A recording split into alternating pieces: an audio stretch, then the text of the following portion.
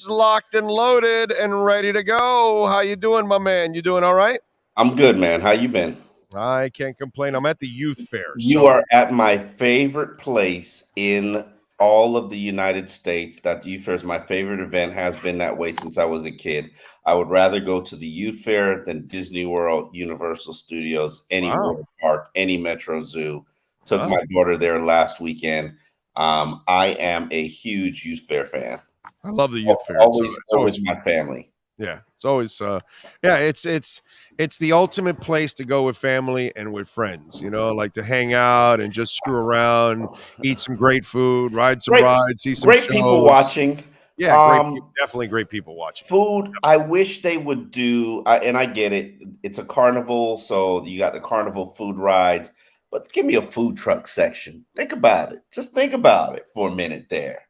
Now, obviously, a food truck section would struggle to handle that mass of people. But just think about it won't be a mass. It won't be a mass because you have all the other things. Whether you like it or not, Omar, just because you say that, there's a lot of people that are going to come here to go get a turkey leg. You're correct. They probably get the turkey leg once a year. Outside of Thanksgiving. They go, like, for me personally, dude, I have to have an elephant ear. Like, I love freaking elephant ears. That's my favorite. Do you like the one with the fruit, or you like the one with the powdered sugar and the butter? Actually, I do brown sugar. Brown sugar. Okay, brown sugar. Okay. Brown sugar. I don't know how I feel about brown sugar. Oh, you got to try an elephant ear with brown sugar, baby. Oh man. Yeah, it's. I still have my cotton. I still have my cotton candy. And remember, it's cinnamon brown sugar because so it's really good, bro. It's a great combination. That's the thing. I don't do the fruit. I do the powdered sugar. But yeah, right. Okay, that's cool. What do you got for him, Sean? No, I wanted to ask him. Did you try the pickled lemonade?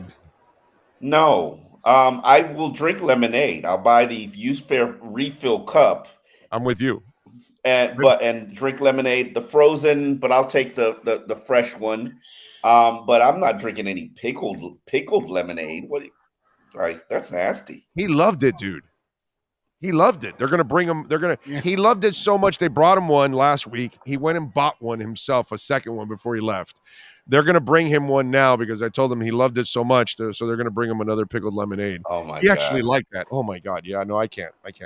I mean, I haven't tried it, so I mean, I would be open to trying it, but the concept just doesn't sound very good to me. It just doesn't sound good. No, it's not something that it keeps you from cramping. The pickle juice. Okay, come on, bro. Okay, what are you worried about cramping? You going home to have a 30-hour lovemaking session? Hey, you never know it, Sean. Listen, what happens in the room stays in the room. That's right, Omar. Don't try to get nosy now and trying to find out all the action that Sean is at. Come on. I'm not the one on camera here. It's like he's worried about cramping. O's got me working back here. You know how that is. Oh, man. Hey, by the way, did you get to see the interview Mike Silver had with Mike McDaniel? No, I have not seen it yet. Is it up?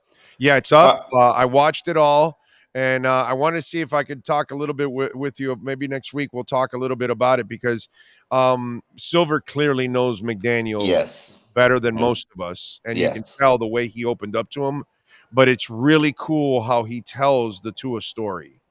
And there's more to it than we found out about it when you listen to it and all that kind of stuff. So the more you hear it, it's just you'll see that clearly that guy believes in Tua like absolutely going out of style. How many times do they have to tell you that they are in love with Tua?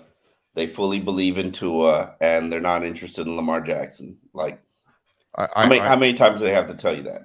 I don't know, but that's what I was telling Poupart yesterday, that no matter what they say, they're still going to be spun as liars because everybody keeps writing stories that cheaters, though. Yeah, it is. It's like, bro, let's treat them like liars when they are liars. Okay, yeah, but they just started telling the truth. They just started being in a committed relationship like last year. Like, no, but what I mean is McDaniel's not really one of those liars, and neither is really Chris Greer. They really don't necessarily. No, Chris Greer does not lie. Chris Greer That's does what not I'm lie. saying. So let's the people that lie to you, well, then let's treat them like liars, because we Okay. have the coaches in the front office, people that mislead us constantly and all that kind of stuff. Okay, so once we have a track record of people like that, then we can say, well, hey, we can't trust them because this, that, and that. These guys haven't given us that, and that's the problem. But as an organization, and this does not include Mike McDaniel, you stepped out on Tua twice. Not them. Them being Chris Greer. Nope, Yes. not them. Yes. No, it Them wasn't. being Steve Ross. There They you were go. associated. Steve Ross and No, Bruce Chris Steele were Greer. Tom Brady. No. Chris Greer was Greer there. just Chris Greer's taking orders, bro. He's taking orders. Listen. Omar, I can tell you this. He's the black guy employed. Okay. And what does that mean? You know what that means. Us minorities, we don't get a lot of breaks, dude. He's gotten 8 years of breaks. He's doing what all right. What I'm saying is he takes orders. You can't just turn around and tell the owner, yeah, I don't think that's a good idea to go to Tom Brady. Bruce Steele and him want Tom Brady. And then the coach he hires, well, they already fought during draft day because one wanted Jordan Love and they wanted Tua. They took Tua. Now this guy wants to go out and get Watson. Chris Greer never wanted Brady or Watson. I can tell. Neither did Marvin Allen or Reggie McKenzie. I can tell you that for a fact. Those guys, if they had to be part of any of those conversations, it was because they had to do the job, bro. They're employees. Listen, they have to take orders from the owner. That's it. That's fair, well and good. And I'm sure you're probably going to say Chris Greer never wanted Josh Rosen either, or everything is. No, but Josh Rosen was before this. That has nothing to do with one or the other. It's still all under his watch. Yes, the Josh Rosen stuff for sure under his watch. I have no problem with that. Deshaun Watson too, under his watch. He had a press conference about Deshaun Watson. But it wasn't under his direction. It wasn't him. He's the HNC. Hey, for a while, you thought that, Flo wanted Tua. And I told you for a while he didn't want Tua until you were the one that finally found out. Okay? You know what? I mean, the tea leaves were out there. He was abusive to Tua the very first meeting with him. And I don't think, and Tua was like, oh, wait a minute here. Like, this team don't love me. They're quite abusive. And maybe that's his nature, but yes, he preferred Jordan Love over Tua. No, I know he wanted. I know there was a big old fight in the draft for that. It's not just he wanted, dude. There was a big ass argument leading up to the draft with all of this. This is not this wasn't just a passing conversation. This was a heated argument about all of this because the guy thought he was also a personnel director, at the same time. So that to me, those are the things that are on the periphery that people are getting wrong. That it's not Greer or McDaniel that were off the Tua bandwagon. It was the other people that they couldn't control. You already had, the junkyard dog and Flo out loose and terrorizing the building. And that's the other thing that I kept telling you. Hey, he's terrorizing the building. Go find out. And I still don't. But yes, he's got a gruff, aggressive, potentially abusive personality. But there are people inside that building who loved him and appreciated him and respected him. Is it Mike McDaniel? No. Is it Adam Gase? No. Is it Joe Philbin? Absolutely not. But here's the thing. Everybody doesn't have to be Mike McDaniel. Mike McDaniel, like, I've never met an individual in the world like Mike McDaniel. Right. I can't name you one. No, there's no coach that's ever been like that. Coach. And I can't sit here and guarantee to you that it's going to lead to success and victories and he's going to hoist up a championship. Like, I remember this fan base calling Adam Gase a genius after his first season, and Brian Flores was a magician after his first season where his team sucked. I had to sit here and tell you that, hey, let's not crown this guy. Like, he ain't done shit. And people were wanting to crown him. So I want to see. I always like that second season of a head coach because obviously, yes, that second season gives you a bigger sample size. You see their true personality because they can't hide who they are. Their quirks kind of come out, and their shortcomings kind of show. like I saw you address the fact that McDaniels said, "Hey, we needed to run more, and that was on me."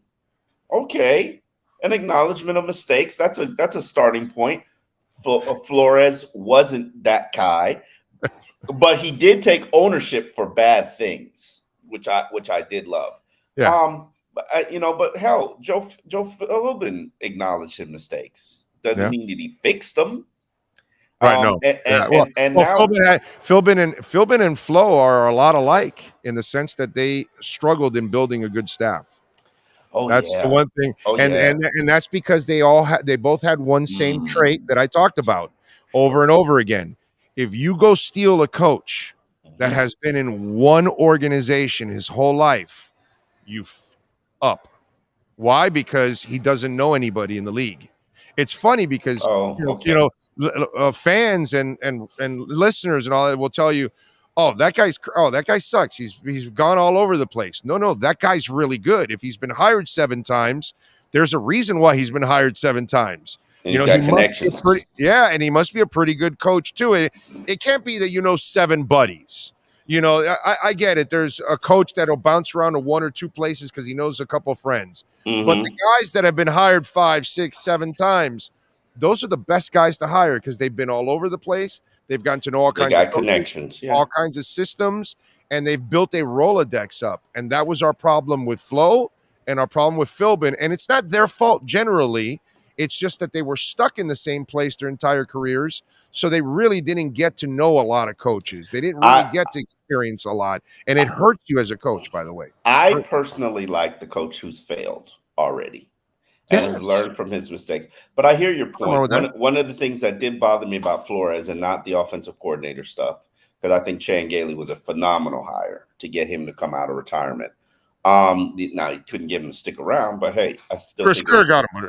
Okay. Anyway, you're right. But Flo, the biggest issue I had with Flo is his staff was like a huge percentage college coaches. I know, and I didn't like that. I didn't feel like that connected. And yes, this is a new generation of players, and it benefits you to have a younger coach who knows how to connect to them and actually knows what Instagram is and how to use Snapchat and how to communicate with this soft-ass, sensitive generation of players.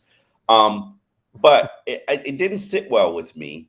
And obviously, it's a fact that Flores struggled to have very good relationships. And at the end, some of his coaches snitched on him in terms of telling, internal business to the higher ups and what was going on. And all is fair in snaking people and trying to elevate yourself. I'm not even going to call out any names, Brian, defense coordinator. But it doesn't necessarily mean he's going to be a bad coach on the second go around. And it doesn't. And Mike McDaniel, I didn't like Mike McDaniel's offensive line hire. I rode with it. And then, the guy gets replaced, and he gets replaced by a guy that, is nationally criticized in college and pro level. So has a terrible reputation. So we'll see. Yeah, but overall, his staff is really good. So it's not a bad staff. You can't pick on just one coach when you do have Darrell Bevel there and Frank Smith and you add Wes Welker. There are some really good coaches. Wide receiver coach, Sam Madison, you got to and then you go and get one of the best defensive coordinators. I mean, overall, compared to some of our prior coaches, McDaniel, I didn't like some of their. I didn't like that they retained so many of their defensive coaches, and now obviously a couple of them have changed. So it's all good. But you got to trust Vic on what he's going to do, and I'm sure he'll have to tweak the staff next year, because he'll learn about guys and he'll say, no, not that guy. Guys will be out of contract and they'll get other guys. Listen. Now listen to this. The Mike Silver interview. I want you to listen to some of these quotes that are just like mind-boggling. You're going to freak out on them. All right. And this is McDaniel on Tua telling Silver, he says, about Tua, he has to know that someone is 100% in his corner, which I see as a coach is that no dude I'm sorry, let me do it again. He has to know that someone is 100% in his corner, which I see as what a coach is, and that no dude, you can do it. So he's telling him, no, you can do it. Dude, and prior to that, he tells a story that comes from his mom. That his mom, when he was young, was telling him, yes, you're going to be a coach. You can be a coach and all that. And her positive reinforcement helped him. And so that's where he gets that stuff that he does with positive reinforcement. So I'm just remembering. What I do find, and I'm interested in and excited to see the interview because Mike Silva is one of the premier guys who is extremely well connected, as you know. Yeah. Big time. I'm curious to see it.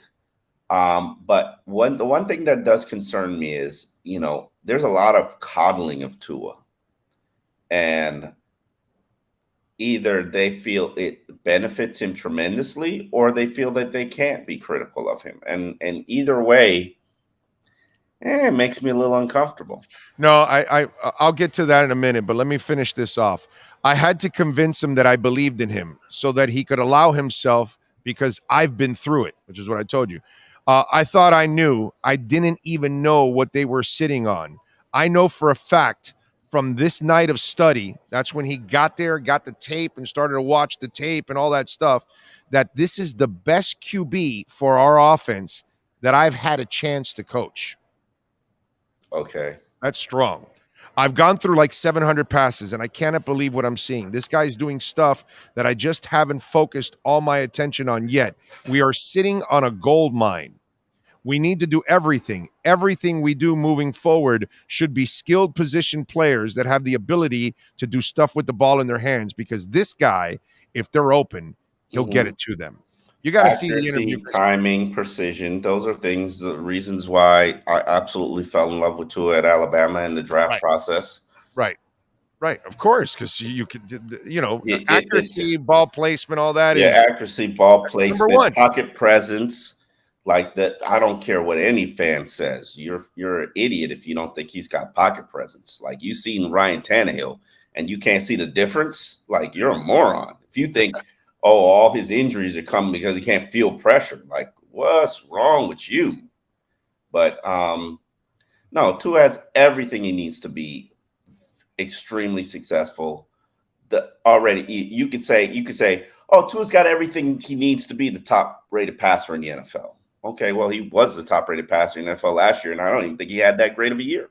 Yeah, to be honest with you. Now go back to your point. It's not so much that they're protecting him, okay? Because I don't think they treat him any different than anybody else in there. I just think it's so prominent, the hate, the negativity, that they're constant, like no player on the team. That's not fair. That's not fair, because his support is also way more prominent than everybody in the NFL, including Tim Tebow. Well, no, but see, the point is that if you have a player that's being attacked constantly, that there's no player on the team that gets attacked like Tua for no reason at all over the country. And people are coming up with crazy stories, and they're trying to trade this, and then it all comes back to the building. You stepped out on him twice. Don't act like you didn't. You did as an organization. Okay, there. Say it like that. You did as an organization. You stepped out on him twice. Yes, but one of them that stepped out on him, the one that stepped out on him no longer is here. The other one that stepped out on him no longer will be the owner of the team. Yeah. So, it's they kind of got their punishment already. Flo's gone, and Bruce Beal will never. By the way, did you see the picture this weekend? Yes, I did. Bruce Beal? Yeah. Hanging out with Tom Brady and the kids? I mean, if Tom Brady invites you on a boat, you ain't going? Hold on. That's not the point. The point is Beal and Brady are tight. They've been tight. That's where it all came from. That's where it all came from. By the way, did you notice the hat he was wearing? Dallas Cowboys hat, right? I don't care. Like, I'm just saying the guy's a phony. It's just, whatever. Bro, he's a billionaire. He's just trying to live his life and get hoes, and I don't even know if he's married. Maybe he is married. He's got kids. Well, he's got kids. I don't know. That ain't stopping him. No. He might be divorced. Is what I'm saying. You might have kids and you're divorced. Lots of people have kids and they're divorced. Yeah, you know what I mean. But it was him and Brady and the kids. Brady's kids and his kids. Yeah, man. If maybe their kids are friends, like billionaire, millionaire, billionaire. Like I'm sure Bruce Beal's giving Brady a stock tip or two that's helped him make $30 million in one day. Like, do things that rich peoples do, which is go on yachts together. Like, it is what it is. All right. Are they done with the offensive line? Is there anything to do in free agency right now? Because it's like it's gotten to like it's slowed down like to Yeah. I mean, everybody's at the owners meeting, so and now they're going to go back. The focus is once they get to this deep into the free agency, most teams are focused on the draft. Donovan Smith, Jermaine Eglamore, Isaiah Wynn, Taylor Lewan, Billy Turner, George Fant, Jawan James, Cameron Fleming, Dalton Reisner. All of those guys can help them, and all of those guys are. There's a couple there that I could take a chance on and bring them over to be a swing tackle or possibly compete to be a right tackle. Minimum to $3 million. Hell, Jawan James has proven. I don't know where he is from a health standpoint. Yeah, I would not. That's not a guy I would take a chance on at all. He's always injured. Now he was never injured. Yeah, was he injured? Yeah. No. He didn't. Yes. He missed time here, doggy. Listen, get a share of injuries. I don't know. All of these are 30-year-olds. You can get 30-year-olds $3 million. Dude, have you looked into the Brandon Shell thing? What is going on? Because it's not like he signed anywhere. Yeah. So he was out of shape last year. They gave him a chance. They got him in shape. He played well, and then he got the injury. But now he's a free agent. Yeah. And so I'm wondering, do you know anything that's going on there? No, because that would be a guy I would bring back. I would absolutely as well. But if you're worried about a guy's conditioning, especially in the offseason, maybe you want to wait. He was, when they acquired him last year, he was out of condition. So they worked, they got him in shape for a couple of weeks. My point is they took a chance on him when he was out of shape to get him in shape and get him on the field, and he was very good for them overall. Yes. And it's just the weirdest thing that Omar, he hasn't signed anywhere. And the Dolphins haven't re-signed him, so I'm wondering because based on what they said, and I wrote a column about it. They know they got to address it. They're playing the waiting game. They've got 2 really good quality draft picks that they're going to use on probably a tight end and an offensive lineman. I don't know in what order. I agree with that, and they see where that goes. You got to add veterans at the end of after the draft. People, and a lot of veterans, to be honest with you, don't want to sign now because they don't want to participate in OTAs. That's true. That's a good point. That's a very good point. So, unless the money or the guaranteed money is substantial, they're not signing right now. I said this the other day on Twitter, and nobody paid attention to it, but I actually know players, and I'm talking Pro Bowl level players, who literally showed up for the days of OTAs. The media was there, and then didn't show up at all ever during the offseason program. And teams allow and it's all good. I'm like, why fake it when I would do that with Teron Armstead. Why would I want him? Teron Armstead's not participating in the offseason program. That's what I'm saying. Like, if he wants to show up on the media day, and then get lost for the rest of the mini camps. I wouldn't want him in. He doesn't need mini camps. Xavier Howard ain't participating in your offseason program. Xavier Howard's doing his own program. Yeah. Now, I would imagine that dude. Did you see the video with him and Ramsey? That Ramsey is going to bring the best out of X this year, because X knows that, X on his own has to be healthy this year, because clearly he wasn't healthy last year. But having Jalen Ramsey on the other side, like, he played with Byron knowing that he's the guy, but now he's got a guy that is his equal or could be better or whatever. For argument's sake, who gives a shit? You're splitting hairs between those. Depends on how you value cornerbacks, and me and you probably sit on the opposite spectrum of this, because I value guys that get the ball. I value those are both guys that can get the ball. But X is drastically more turnovers than Jalen Ramsey, and people will say, well, Jalen Ramsey isn't thrown at as much, and I'm like, oh, okay, all right, that's probably what it is. That's probably what it is. Yeah. Yeah, but the beauty is, when you have Byron and you have X, you're forced to throw to one of them, and they ended up, for some stupid reason, that year. Yeah, but he'll be in the slot. But my point is that year, for some stupid reason, you kept challenging X, which was like moronic. You would have to go after Byron. He's the guy that doesn't really get a lot of interception, which is the weirdest thing. Now with Well, this that's because X was combination, always shadowing the best receiver, and offense is always catered to what the best receiver is. Now I don't really see anybody going to be Maybe even I'd have Jalen shadow. No, I'd leave them on their sides because. oh no, that's not going to happen. I can already tell you what's going to happen. Tell me. Ramsey will be moved around. Mm, That's why they brought him here. mm, Ramsey was going to be moved around into the slot.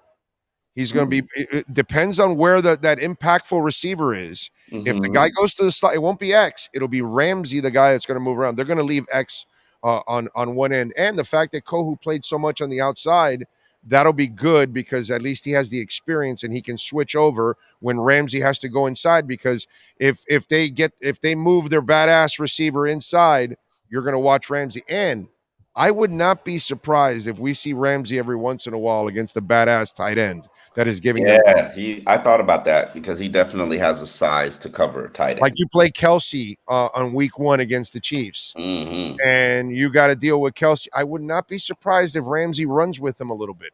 Yeah. You certainly don't have a linebacker or safety to do it. No. How many of them are there in the damn league, dude? Seriously. How many safeties and linebackers can hang with Travis Kelsey? Like Eric Rowe had a good season doing it. Like 3 maybe in the NFL? Probably. It's just ridiculous at this point. All right. What else are we expecting right now, bro? Anything else on the front? What's going on with Wilkins? What's going on with Sealer? I find it interesting that they went after Irv Smith, and they were the bidders with the Bengals. Not that that's a tight end that excites me or addresses my need, but it clearly shows that there are two positions that they feel like, and they acknowledge, hey, we still haven't addressed, and that's tight end and offensive line. So, but wait a minute. When I saw that, the way people might be phrasing it is that he's the starter. I almost think that he's the guy Sobert was signed because you couldn't get Irv Smith. That's kind of the way I look at it. I don't know about you. Signed so late. I thought they were still in it. I'm sorry? Sobert signed Irv Smith signed so late. He just signed yesterday. So I thought that I thought that the Dolphins were still in the mix. Maybe I'm reading that wrong. Or maybe they thought they were in the mix, but they knew they were out already, and then they went and got Sobert. And no matter what, it's going to be a very minimal contract, like a Andrew Van Ginkel $2.5 million contract. So it is what it is. He's a nice tight end, but it's not like, oh my God. He's got a relationship with Tua, so I think you need to be adding more Tua friends. I do. Well, there's nothing wrong with adding people that have chemistry. I mean, although he never played with Tyreek and everything went. Tyreek's a freak of nature, bro. Yeah, Tyreek is a freak of nature. Yeah, but you still gotta make the plays, and I give the kid credit. He did make the plays, and he did get what's it called in a groove with Tyreek right away. So we saw it all training camp, bro. That offense was magnificent. When you're a passer like he is, I think you adjust to anybody and everybody that comes onto your team. That's all. If you're a thrower, that's different. If you're just a guy that rifles the ball all over the place, well, then yeah, you're going to need. We really didn't see that his first 2 years. We started to see that last year, and it's encouraging to see because he has the accuracy, the timing, the precision, the pocket presence, the moxie, the intangible. Now the question is, can he go out there and lead your team to an AFC championship game? And that's really my bar, because I think too many things factor into whether or not you win the Super Bowl. Irv Smith, 9 touchdowns in 3 seasons, had 5 in his second year. He has 311, 365, and 182 yards last year, a total of 858 yards in 3 seasons, 9.4 yards per catch. Yeah, I mean, it don't do it for me. It really don't do it for me. But the only problem is if you're saying to yourself that we're going to bank on getting a tight end from the draft, whether it be Luke Musgrave or Sam Laporta, or because I don't know if Darnell Washington's going to be there, or Michael Mayers. if you're saying that you're going to get a tight end in this draft, then you're going to be waiting at least half a season for him. So that means you're going to be relying on Dalton, on Durham Smythe, and Solberg, and Tanner Connor, or Connor Tanner, whatever his name is, which is it's okay. I'm fine with it. We're really talking about a guy who's going to be targeted 500 times a season. So, right. Basically. All right, what do you got going on in Sports Illustrated, my friend? I actually have a column revisiting the Lamar Jackson situation from the standpoint of this is a message that's being sent to the entire league. Lamar Jackson is probably the new Colin Kaepernick, and it's for a completely different reasons. I got you. I understand what you're saying. It's criminal that all these QB thirst buckets are telling you we're going with Desmond Ridder, we're going with Baker Mayfield, we're going with it's twofold. It's twofold now. Remember, here, one, you got to trade for him and pay a whole lot of money. Yes. And two, here's the thing that people that's two in itself. Trade for him, pay a lot of money. About this, you have to change your entire offense for correct. Him. So there are very few coaches and very few offensive coordinators that are going to be willing to do what John Harbaugh openly, willingly loves to do, and he supports that kind of an offense. So that limits you already as it is. Yes, you're correct. You're 1,000% correct. You got to be honest now. I don't know if Lamar understands that part. Not just that. And I brought up all the myriad of issues. No agent. Black, uncontrollable character figure who uses Twitter and social media. And he's got to stop that shit, bro. He's his own agent. What do you want him to do? He's his own agent. What do you want him to do? Listen, Omar, he's got to stop arguing with people on social media. He's not going to win. You know it, and I know it. You're not going to win on Twitter. I mean, but back to the facts. What I like about what he's doing is people are putting out misinformation that the teams are feeding them, and Lamar's like, yo, those figures, not accurate. 3 years, 130 but he doesn't answer back. He doesn't say how much he wants guaranteed, so you can't. No. He told you the best offer I got is 3 years, $133 million from the Ravens. Who else does that? That's it. So nobody. He comes out. Nobody does that because normally you have an agent and you let them negotiate behind the scenes. Let the agent leak it to the media. Yes.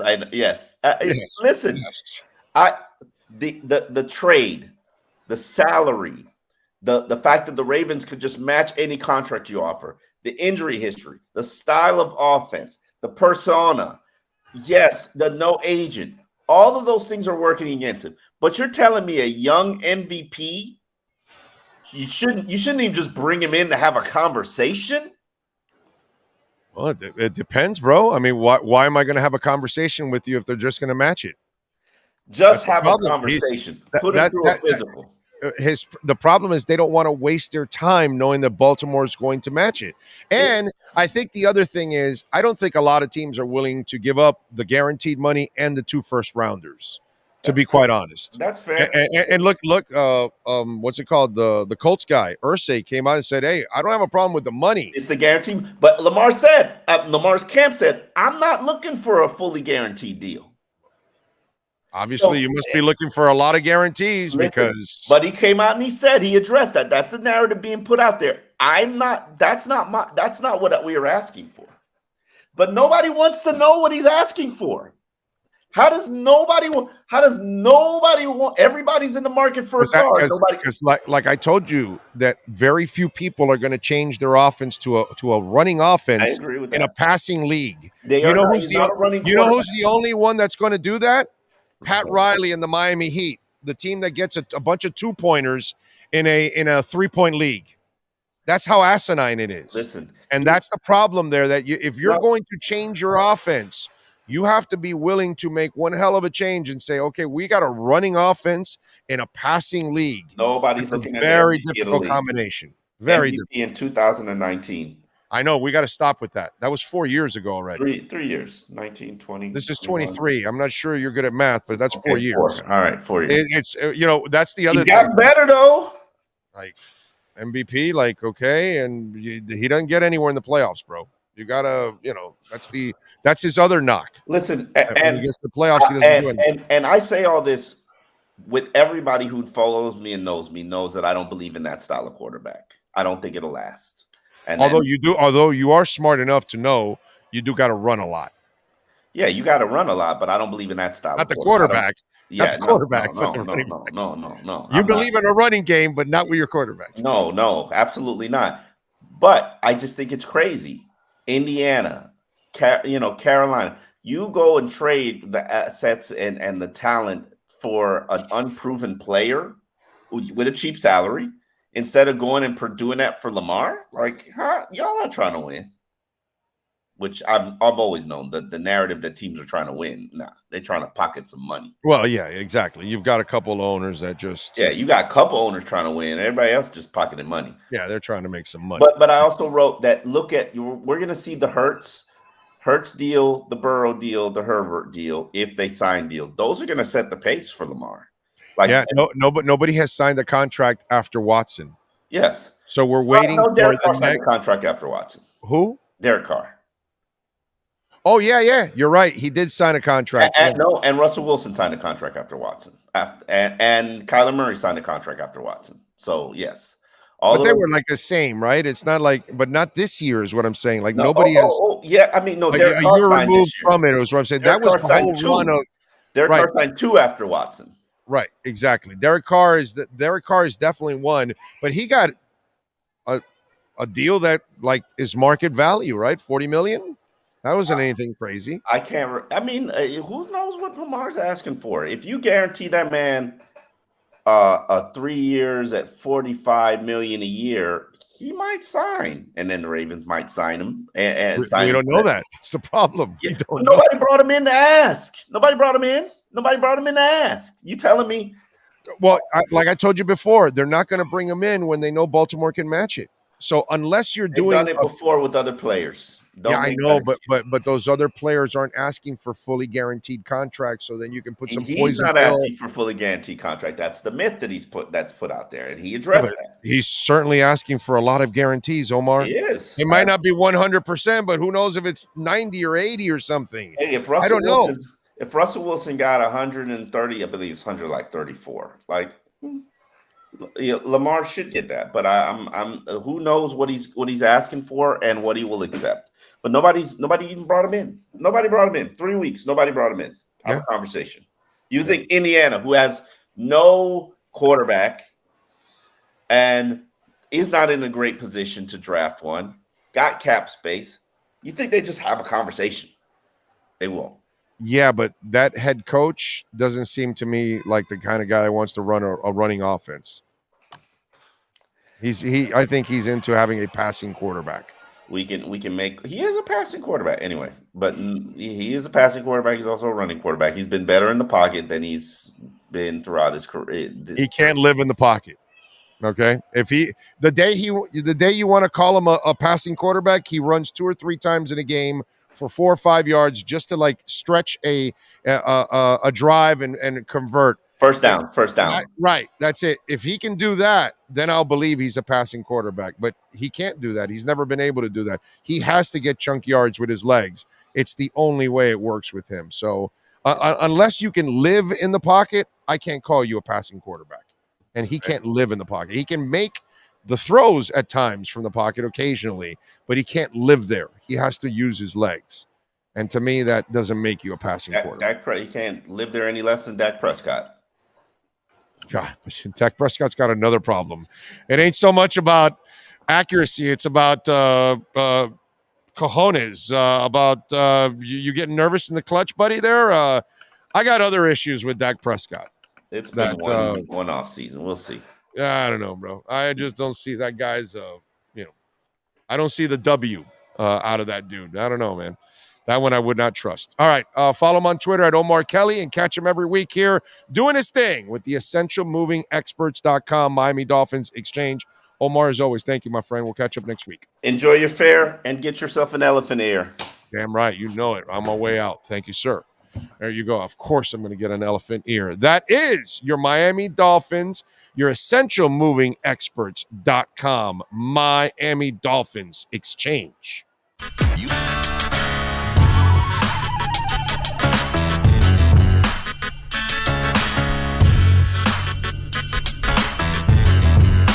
This is the Big O Show. This is the Big O Show.